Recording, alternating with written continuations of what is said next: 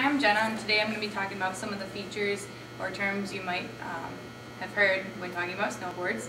So the first thing I want to talk about is the core of the board. Basically, this is the materials between the top sheet, which is just what you see on the top of the board, and the base of the board.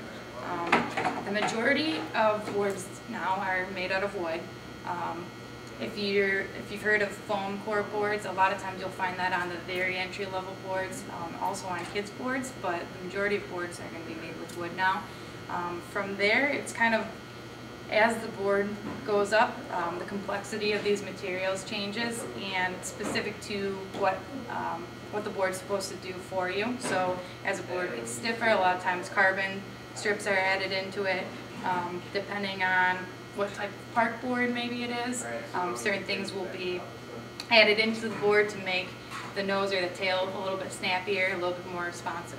So now I'm going to talk about the different types of the bases of boards. The base just refers to everything on the bottom of the board, which usually is made out of P-Tex. You've got two general types of bases, extruded or sintered. An extruded base is the cheapest way to make a base.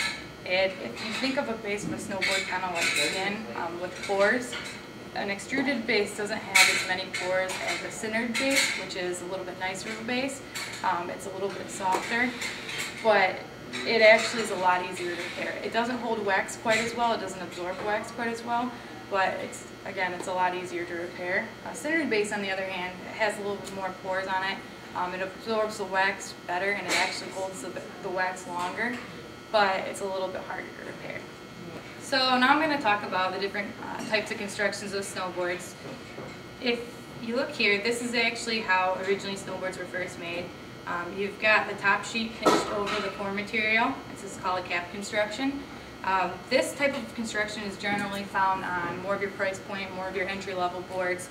And the reason why is because it's very forgiving, which is something you're generally looking for when you're just starting out. However, to progress, you need something that provides you with a little bit more response, and what everything is pretty much gone to is a sidewall construction or a sandwich construction, where the top sheet and the base actually come to this edge, which is the sidewall.